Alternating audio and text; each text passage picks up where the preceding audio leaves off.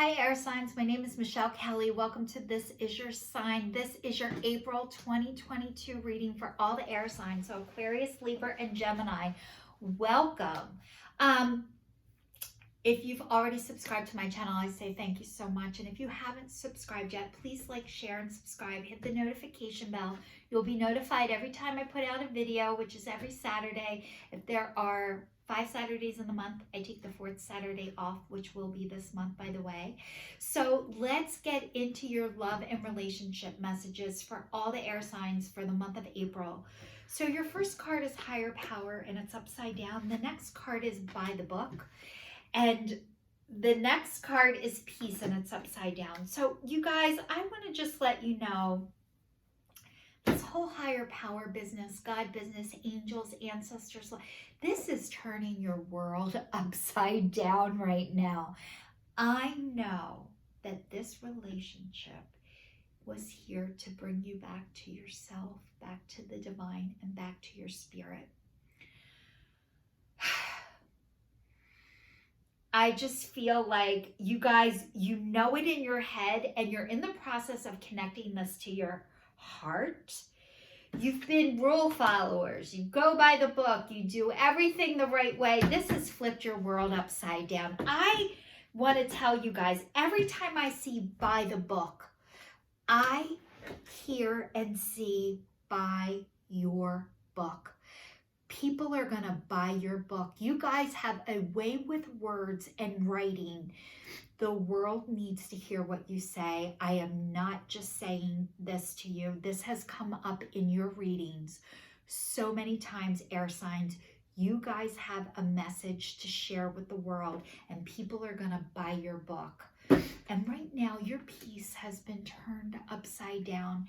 And I know it's because of a relationship. I know it's because of this whole higher power business. So I am going to dive deeper in and explain this to you guys. What is going on for you right now? You're getting connected. You're getting connected in a way that maybe you haven't known up until now. This is a scary, hard process. Part of what has been keeping you blocked is you guys have lived in your head, and you've done everything that you think the world wants and expects you to do, and you can no longer agree and go along with that anymore. So you're starting to listen to yourself and your intuition more than you've ever been able to before. It's rocking your peace, but staying the other way was rocking your peace too, just so you know. So let's go deeper, because you guys, air signs, I really am so proud of the work you guys have done and are doing. And I'm going to cry because I feel it and I see it, and I know what you guys are going through. I can feel it in your heart. This is a gift. When this is happening, it doesn't feel like a gift. This never goes smoothly. It is not a smooth transition. It has to be so big and so noticeable that you notice it. So let's see, when the higher power is upside down, and this connection is turning your life upside down. So it says, now is the time to examine what you are giving energy and attention to in the back of your mind. If you are obsessing about being right, about old resentments or failed expectations, about money, or about any other people, places, or things, these will be the source from which you create. But you want spirit to be your source. Take heart, for higher power will never desert you and is always waiting for you to remember the sacred partnership you share. Turn away from the other sources of power that don't serve your highest good. There is no greater source than spirit. You can always surrender your troubles and trust that they will be taken care of. You are in good hands. You guys, it sounds so easy. Trust God, let go. I'm going to give you some ways in order to start practicing letting go. It doesn't mean you're not going to obsess about things. It doesn't mean you're not going to go over and over and over, how can I fix this? How can I address this? When the obsession starts, we all obsess. You guys are not the only one, just so you know. Everybody does it. What can you do? So my girlfriends came over one day during the pandemic. We made God boxes. This says pray. It says let go. Whenever I'm worried about something or somebody is worried about something, I write a letter. Dear God, please help, please bless, please allow. Thank you, love, Michelle. And then I put the date and I put it in the God box. So it's like a physical act and it feels like I'm doing something. But also what was so much fun was getting my girlfriends to come over to even do this. So if you don't believe in God, it's okay. You can have a I don't believe this shit, but I'm going to do it anyway box. It could be an angel box. It could be a butterfly box. It could be whatever you believe in. It doesn't even have to be a box. It could be a cauldron. Whatever speaks to you, whatever gives you a little bit of hope and a little bit of relief. Also, the other thing is, singing, dancing, playing music, going out for a hike, getting out in nature, doing things that make you happy, that bring you joy. This will distract you from obsessing. Not that you're not going to obsess. Going to meetings, talking to another person in recovery. I know if you guys are watching me, you're in recovery. People who are not in recovery aren't drawn to me. Making a vision board. If you can't talk yet and you're not able to put journaling is huge, and it's part of writing your book, by the way. You guys are great writers, but part of that process is, if you can't speak the words yet, write it down. So start writing. If you're mad, if you're obsessing, whatever, tell somebody else. Also making a vision board. If you guys aren't good with writing yet, I made a vision board. What a vision board is, I'm going to show you guys, and I'm sure some of you know what it is and you've probably done it, but I'm just going to give you an example of what I did. And the last one that I did was November, and I put the date on it, but this is a vision board. This is my vision board. So if you can't speak the words yet, maybe you can put pictures up of what you're hoping for, of what you're envisioning, of what you wish is to come. That's a fun activity. Inviting other people to do it with you. Drawing, painting, coloring, getting outside, calling somebody else, asking them how they're doing. These are all ways to distract yourself from obsessing. This is hard. Sharing in a meeting, telling people where you are, it lightens the load and you obsess less. So it doesn't mean you're not going to do it. These are just some of the tools of what you can do as it happens. So it's practice, right? And keep practicing. You guys are doing a great job. And the divine is so proud of you. And I am so proud of you. So buy the book. People are going to buy your book. And you guys have been rule followers. And I feel like you've gone, I'm not even going to read this. You've gone the flow and done everything the right way. But as you're getting connected back to yourself, which you always have been connected, you guys had to disconnect to keep yourself safe, to guard your heart, to protect yourself. Because if other people saw your heart, they could hurt and harm you. And you guys were so wounded already, you couldn't take that chance. Your bricks are coming down one by one. And every time you're able to allow this wall to come down, the love is seeping in. And you guys, you are leaders. And being a leader is not an easy job. And elephants, you guys, elephants are leaders. And they have a great memory and they don't forget things. And part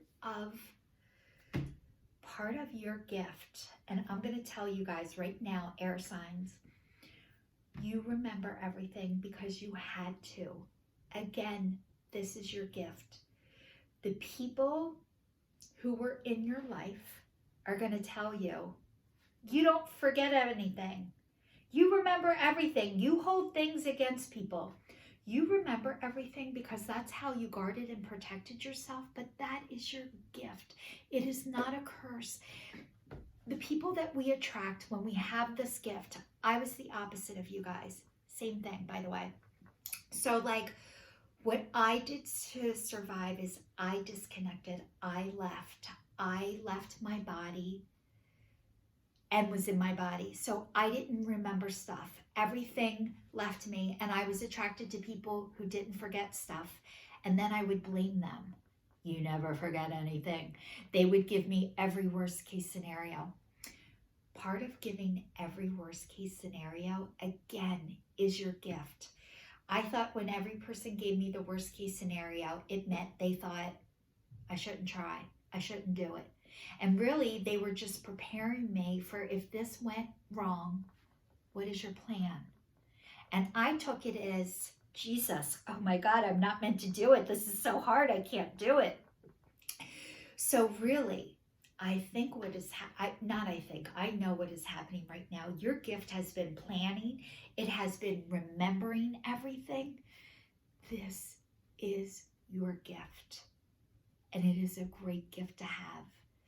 And I never saw it as a gift either, you guys. I thought it was terrible and you just wanted everything to go wrong for me because, you know, I took it all personal. But really, your memory, you thought of every worst case scenario because you had to create things in order to be well and to survive your life. Again, it is such a gift. I think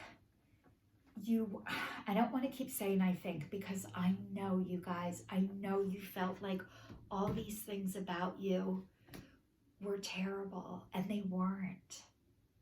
They aren't. And I think you're starting to believe and trust that they're not.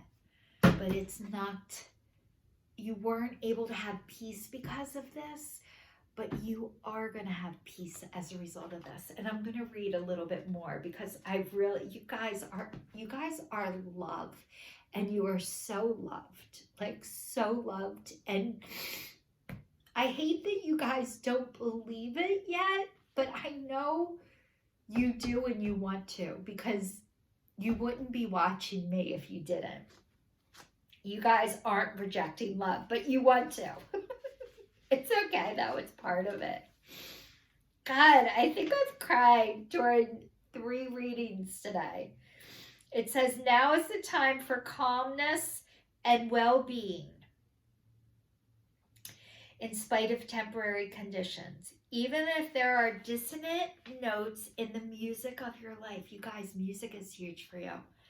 All that means is that you must go within and fine-tune the extraordinary instrument that you are. Find harmony within yourself and don't look to the outer world to provide certainty. This too shall pass like a kidney stone. Once again, your life will be filled with beautiful music. So this is telling me music, instruments. Maybe you played an instrument when you were younger and you stopped, but music is huge for you guys. And also the other thing, okay, peace, having peace. How do you have peace, Michelle? How do you feel? How do you stop the wheels? And I gave you some of the things, but there are guided meditations on YouTube. If you've never meditated before or you've been introduced to meditation, meditation is like working a muscle. You don't go in the gym one day and you decide, okay, I'm gonna work out now. I'm just gonna go to the gym, and just say you never worked out before. Guys, my tissue dropped in my paper. I'm gonna go to the gym and I'm gonna work out. You don't just go in and lift a 300-pound barbell the first time you go to the gym. You'll hurt yourself. Like, you can't do that. You have to work up to it. The same thing with meditation or yoga. You guys, namaste. If you're like, yoga's too slow for me, you need it even more. But what it teaches you is how to get in the moment, how to be right where you are, which is the hardest thing to do. It teaches you how to breathe. Meditation teaches you how to breathe. These are great ways to try and just get back into your body. That is what is happening. You're getting out of your head and you're coming back into your body, which you are safe. And you have to keep repeating this to yourself over and over again. I am safe. Breathing is huge, and just being is huge, and it's very hard to do. If it's one of the hardest things to do is to do nothing. So I want to let you guys know that you are and have been doing an amazing job, and your relationship has helped bring you to this point. So codependency. I'm going to keep going, guys. There's some... Okay. You are going to have love again, if that's what you're worried about. So it says codependency. Addictions are affecting your romantic life. Addictions are affecting your romantic life. What is codependency? I'm going to let you know right now about codependency, because people say you're in a codependent relationship. Oh, that's codependent. What is it? Codependency feels like love. Codependency is the need of being needed. This person needs me. It is so nice to be needed. We all need to be needed, but we also all need to be able to receive. And this relationship was, maybe you weren't able to receive. Maybe you were only able to give. And you needed to be needed. And that fulfilled you at the time, but it started not to, because you needed to receive back. And maybe this person gave to you in ways, and they took from, like, I'm going to explain to you about the last relationship I was in, just because I feel like I can give you a good visual of codependency. And I really thought it was love. It felt like love. And it was love. It was love at the time. But now that I realize my gifts, and you guys are psychic, you are healers, and you are light workers. And remember, I told you, you're meant to lead the way. I know you don't want the job. Tough shit, you already got it. I can help you, though, with the job, you guys, because I didn't want the job either. And you are meant to lead the way, and I know you're exhausted. But maybe part of your leading is just by writing and not teaching anymore. Like, you write that book, and then it'll teach itself. Like, you won't have to do it. Because I know you guys have been leaders and have been leading the whole way, and you're exhausted from that. So I think it's leading the way in a different way. Like, you'll have help and you'll have support, but this codependency is, you need to be needed, but it also, like, so I was telling you about my relationship. So I met somebody years ago, and it was, you guys, it was the most love I ever felt in my life. I was able to feel love, and it was awesome. But the first time when we met, I was telling him about a show that I watched. I watched Shameless, and when I got home from our first date, he sent me a thing. Guess what I just watched? And I was like, oh, I don't know what, because, you know, I told you I don't remember anything. I forgot I told him I watched Shameless on the date, you know, because I talked a lot of shit. So anyway, he's like, guess what show I just watched? And I was like, what? I don't know. And he's like, I just got done. My 3rd episode is Shameless. And I was like, oh my God, oh great. That's great. And then 3 days later, he's like, guess what I just bought? And I was like, I don't know what. Because he remembered everything, and I was a forgetter, right? So I attract people who remember everything. So I know you guys are attracted to people who don't remember shit. So I just bought a Tempur-Pedic because I told him I had neck and back problems. And most people would think, oh my God, that's so nice. Look what he did. And I told him I sleep on the left side of the bed. So he practiced sleeping on the right side of the bed. So I thought, oh my God, that's so nice. And here turns out he already slept. I think of the bed when I'm laying in it. He thinks of the bed when he's looking at it. So we both slept on the same side anyway. But I thought, oh my God, look what he did. He practiced being on the right for me. Look what he did for me. That's love. And really, that's sickness. It's sickness because he would rather sleep on a different side of the bed than be alone. And he would rather, and so anyways, I'm going to tell you the bed story. I get distracted so easily. So anyway, the bed. So he gets this Tempur-Pedic, and I don't say a word. I've tried Tempur-Pedics. They were not good for me, but I didn't say anything. It's his bed. I ended up sleeping over there weeks and weeks later. Not that long. I waited 3 weeks, which you guys, 3 weeks is a lifetime for me. I'm usually, the day of. So 3 weeks is a lifetime. So I sleep over after 3 weeks. And I slept over a couple of times. And finally I said to him, I can't sleep here anymore. Like, my back is killing me. And he's like, my back has been killing me the whole time. Except for he didn't want to say anything. Again, he would rather have his back hurt than tell me he hasn't slept.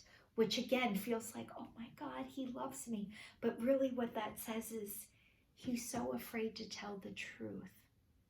Because he'd rather have his back hurt than be alone.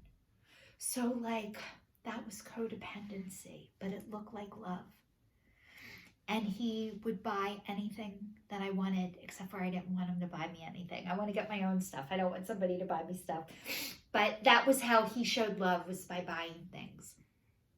And I receive love by doing things with people, like going places, I love to do things together. So he was all about nice dinners and great vacations. And that is so fun. And it's great with somebody who you love to be able to do that stuff with. But what he wasn't able to do is say how he felt or tell the truth. And I need that. So that was codependency for me. And really what it was is it was sickness. And as time went on, and I had the emotional wellness. So he had, I'm telling you one more thing because I'm just trying to explain the codependency. He had road rage. So when we would get in the car, he would yell at other drivers. And when I would get in the car with him, I started yelling at him for yelling at other people. Eventually, when we broke up, I had road rage. I never took his road rage away. I never made him better. I got sick. That was codependency. So I know you guys were all taught good, bad, right, wrong, black, white, heaven, hell, evil, good. But I really believe in, I don't believe in evil. I really believe the devil to me is addiction, which is a disease, which is sickness.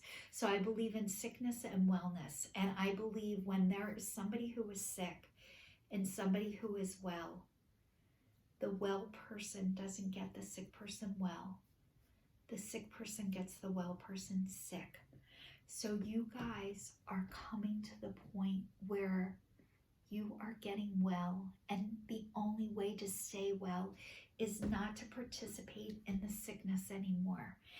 Scary as shit, by the way. It says calling in your soulmate. Your prayers, your affirmations, your visualizations help bring you together. You guys, there is love for you. You are not meant to be alone. You are not going to be buried in the single section of the funeral, of the cemetery. You are calling in your soulmate. You are opening yourself up for love by getting out of the sickness. And whether you end this or the other person ends this does not matter. It wasn't good for either one of you. So it says, keep an open mind. Your soulmate may differ from your usual type and expectations. Your soulmate may differ from your usual type of expectations. You guys are opening your mind. If you're watching me, you're opening your mind. You deserve love and you are worthy of love. And you guys, you're opening to receive. It sucks to be the only giver. And it sucks to be, or to feel like you're being taken advantage of. And you guys, it didn't mean there wasn't love there. It didn't mean there wasn't good things in this relationship. Maybe you were meant to be with this person, to have your children together, to raise your children together, to be step parents together, to have grandparents together. It doesn't mean it wasn't real. It doesn't mean it wasn't meant to be. It means you are growing. You guys are growing, and that is a gift. Okay, you guys, love is coming your way. It says the butterfly, relationship evolving to the next phase, healing the inner child and growth. You guys are coming out of the cocoon and you're learning to fly. You guys are butterflies and you are healing the inner child. You guys, this is the deepest, hardest work you will ever do. And you are starting to heal your inner child. The divine wants to say, way to go, bravo, and congratulations, you guys. You are so deep. You are so spiritually connected. You are working for God. You always have been. You're starting to know that. What does this mean? You guys, you are growing. You're seekers. You're evolving. You can't stop growing. You don't have that in you because you're meant to keep going. You're meant to persevere. You have the gift of consistency. It says talking. Interested, conversing more, awaited messages arrive, text, call, email, hoovering. Okay, maybe you guys have met somebody or are meeting somebody or talking to somebody on the computer or somebody's watching you, but you're starting to know. You're starting to know about this isn't right for you anymore. And it says unconditional loving, giving and receiving, affection, falling in love. You guys, love is on its way to you. If you haven't been receiving it yet, it's on its way to you. You guys are going to have love again. You will love again. This is your sign signing off for all the air signs for the month of April 2022. Thank you so much for watching.